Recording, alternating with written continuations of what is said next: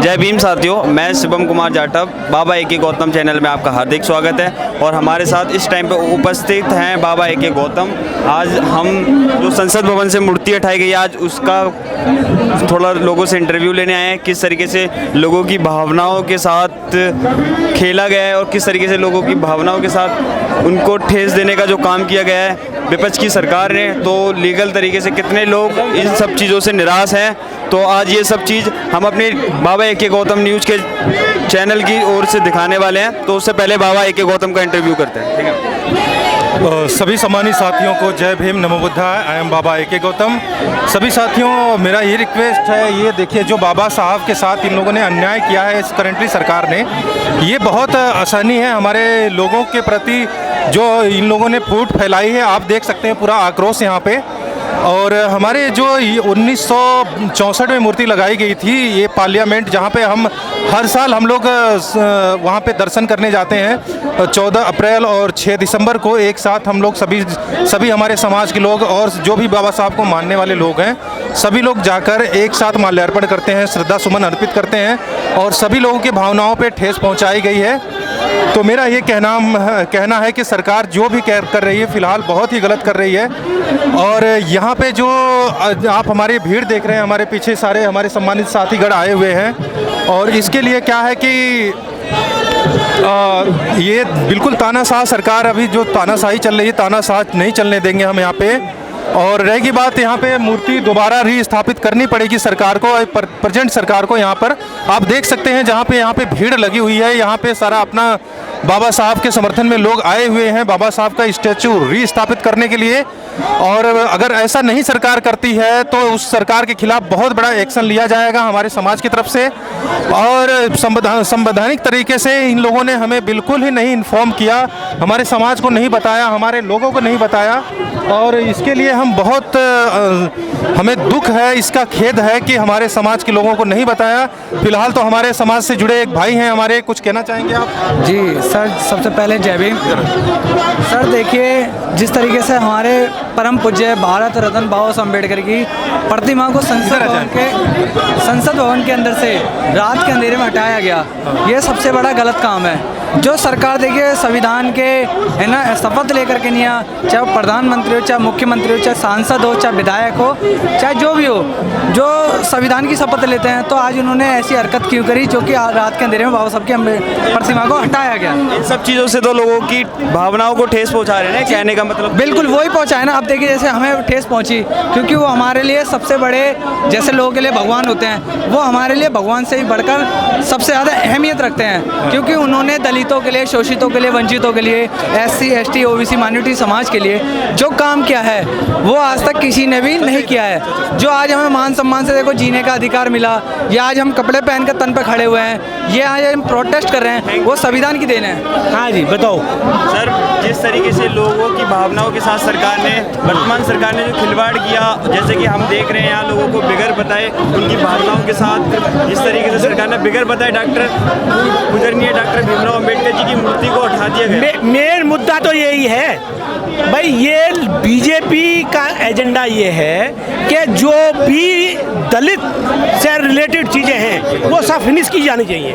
Sir ये तो legal तरीके से गलत है ना? लीगल तरीके वही तो चीज़ बता रहे हैं। जब नई पार्लियामेंट बन गई, अभी तुम्हें नई पार्लियामेंट बन गई तो नई पार्लियामेंट में मूर्ति लगाओ ना लगाओ ये तुम्हारी मर्जी है। लेकिन जो एग्जिस्टिंग पार्लियामेंट है, पुरानी है, उसमें बाबा साहब की मूर्ति लगी है, तो उसको आप क्यों हटा रहे? इसलिए कि कोई भी अवशेष, कोई भी पुरानी चीज़ ना रह नहीं पाए, ये सिमुलाइज ना होना है कि ये अम्बेडकर की मूर्ति यहाँ थी और अम्बेडकर ने संविधान बनाया था। ये संविधान को खत्म करना चाहते हैं भाई। ये अभी इस बारी गवर्नमेंट जो कम आई, कम सीट आई, वो इसलिए तो कि इन्होंने संविधान का वो किया अपमान, संविधान को खत्म करना चाहते हैं। ये इनका एजेंडा है, यूनिफॉर्म सिविल कोड लाना, राम मंदिर का उद्घाटन कराना।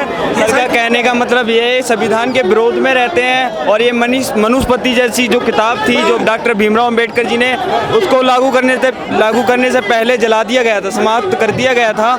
ये लोग उसी किताब को दोबारा से संबोधित करना चाहते हैं और ये इसीलिए डॉक्टर भीमराव अंबेडकर जी का उल्लंघन करते हैं, विरोध में रहते हैं और उनकी हर चीज़ को नीचा दिखाते हैं। तो ये सारी चीज़ दलित और शोषित पीड़ित समाज नहीं सहेगी। गवर्नमेंट पूरी तरीके से छात्रों के प्रति ये गवर्नमेंट सभी के प्रति। नहीं मैं स्टेप बाय बता रहा हूँ भैया, छात्रों के प्रति खिलाफ है। ये नीट का एग्जाम और यूजीसी नेट का एग्जाम वो खराब किया। वो तो सर व्हाट्सएप पे लीकेज हुआ है। सुनो ना, मैंने व्हाट्सएप पे सुन लो, पहले बात सुनो पहले। आप चूंकि बच्चे को पता नहीं, क्वेश्चन ही नहीं, नीट का और यूजीसी का एग्जाम खत्म किया, मैं उसकी जड़ में आऊँगा, पूरा बताऊँगा। ये ख़त्म किया, अग्निवीर लाए, उसमें 5 साल नहीं रखी, 5 साल रखते तो उनको ग्रेजुएटी पीएफ वगैरह वगैरह सब कुछ देना पड़ता, तो वो शोषण हुआ। दूसरी बात ये किसी भी तरीके से आगे आने वाली जनरेशन को पढ़ा लिखा होना नहीं जानना चाहते, क्योंकि पढ़ा लिखा होगा तो राइट्स की बात करेगा, तो अब उनके खिलाफ लड़ेगा। ये चीज़ चाहते हैं कि जनता अनपढ़ रहे और पूजा पाठ में लगी रहे, मंदिरों में घंटा बजाती रहे, और ये पढ़ लिख के कोर्टों में इन ऑर्डर करते रहे।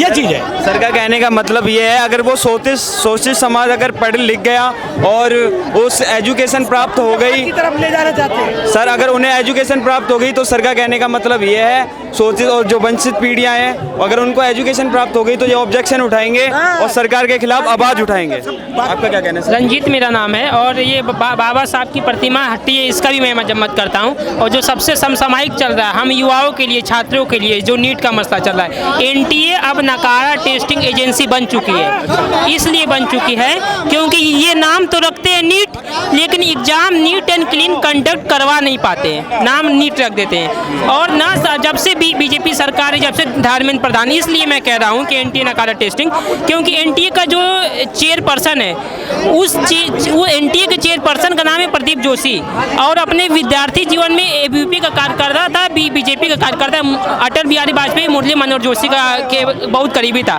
जब वैसे आदमी को आप एनटीए का बनाएंगे, चेयरपर्सन बनाएंगे, तो जाहिर सी बात है कि धांधली होगी। तो जाहिर सी बात, ना सिर्फ एनटीए का मसला बल्कि जो नेट का हुआ है paper leak, university grant commission का जो चेयरमैन है, जब तक ये जेएनयू का वाइस चांसलर था, जेएनयू को बर्बाद करता था, अब यूजीसी का चेयरमैन बन करके पूरे देश के छात्रों के भविष्य के साथ कर रहा है, खिलवाड़ कर रहा है। और धर्मेंद्र प्रधान बोल रहा है कहाँ हुआ पेपर लीक, अगले दिन बोल रहा है नहीं हमारी नैतिक जिम्मेदारी बनती है, तो कुर्सी है तुम्हारा, ये जनाजा तो नहीं है, कुछ कर नहीं सकते तो उतर क्यों नहीं जाते? जब संभाल नहीं पा रहे हो, पेपर बार बार लीक हो रहा है, तो दे दो, तुमको इस्तीफा दे देना चाहिए नैतिक आधार पे। जब नीट नहीं संभाल पा रहे हो, ना सिर्फ नेट की बात कर रहे हैं, यूपी पुलिस की भर्ती हो या यूपीएसआई की भर्ती हो या आरओ की हो या एआरओ की हो, जैसे कि देखा जाए आज जो राजनीतिक हो रही है वो बाबा साहब के विरोध में ही नहीं, जो शोषित समाज के जो वंशक हैं और जो तमाम लोग हैं, एजुकेशन प्राप्त करने वाले जो बच्चे हैं, स्टूडेंट्स हैं, उनकी भी लाइफ से खिलवाड़ हो रहा है। जिस तरीके से हमने इंटरव्यू में इन भाई से लिया, क्या नाम था भैया आपका? रंजीत मेहरा भाई का नाम था। बहुत बहुत थैंक यू भाई, प्राउड ऑफ यू। आपको क्या कहना है बीएसपी पार्टी से? देखिए बीएसपी पार्टी के समर्थक, क्या नाम है भाई आपका? मेरा दुर्गेश बौद्ध नाम है भाई का। हम थोड़ा सा इंटरव्यू लेंगे। जी भाई बताइए क्या कहना चाहते हो आप? देखिए, हम ये कहना चाहते हैं कि मनुवादी आरएसएस और बीजेपी अपनी हरकतों से बाज आ जाए। हमें हमारा बार परीक्षण ना लें हमारे आत्मसंयम की।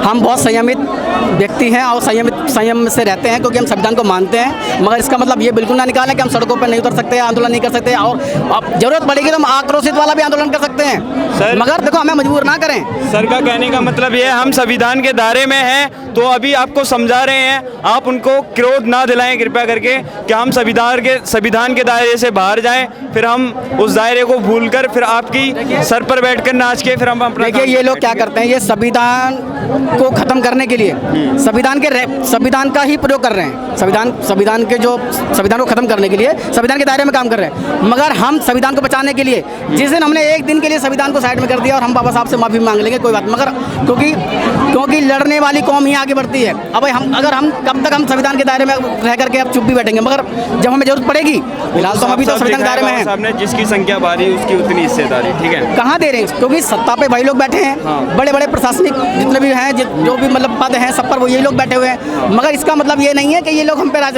अगर हमें मौका मिलेगा तो हम 500 महार वाला भीमा कोरे गाँव भी दोहरा सकते हैं। हमारी संख्या बेशक हमारे प्रशासनिक कार्यालयों में या प्रशासनिक पदों में हमारी संख्या बिल्कुल कम हो, मगर हम जब सड़कों पर उतरते हैं तो सड़कें पूरी जाम हो जाती हैं। और आज भी आपने देखा, आज ये पहला दिन है और आज देखो यहाँ पे कितने लोग हैं। अभी कई लोगों को तो रोका जा रहा है रास्ते में, वहाँ पे बसें डाइवर्ट कर दी गई हैं। Thank you sir, thank you. और आप चंद्रशेखर आज़ाद जी को किस नज़र से देखते हो? देखिए, मैं चंद्रशेखर आज़ाद के बारे में कुछ नहीं कहना चाहता। मैं ये कहना चाहता हूँ कि बीएसपी पार्टी एक ऐसी पार्टी जिसने हमें आंदोलन करना सिखाया, और बीएसपी पार्टी नहीं सर, उन्होंने भी लोगों के बीच उतर के बहुत संघर्ष किया है। नहीं, संघर्ष किया है, चलो वो आपकी अपनी सोच है, मगर मैं ये मानता हूँ कि बीएसपी, हम जब शुरू में भीम आर्मी बनी थी तो हमने बहुत सपोर्ट किया था, और हमने अपने पूरे क्षेत्र में भीम आर्मी का मतलब हमने एक अपना वो ग्रुप बना लिया था, और हमने सोशल मीडिया पे इतना हमने वो हल्ला किया था भीम आर्मी के लिए। मगर जैसे ही उन्होंने एएसपी पार्टी बनाई, हमने उनसे किनारा कर लिया, क्योंकि हमारी पार्टी सिर्फ एक पार्टी है, वो है बीएसपी पार्टी। हमने सर के तमाम इंटरव्यू लिए हैं और उनमें ये पता लगा है कि सर ने किनारा नहीं करा, उन्हें आगे से सपोर्ट नहीं। भीम आर्मी संगठन के साथ हैं, क्योंकि मंजीत नौटियाल बहुत ही अच्छे मतलब बहुत ही प्रभावशाली व्यक्ति हैं और बहुत ही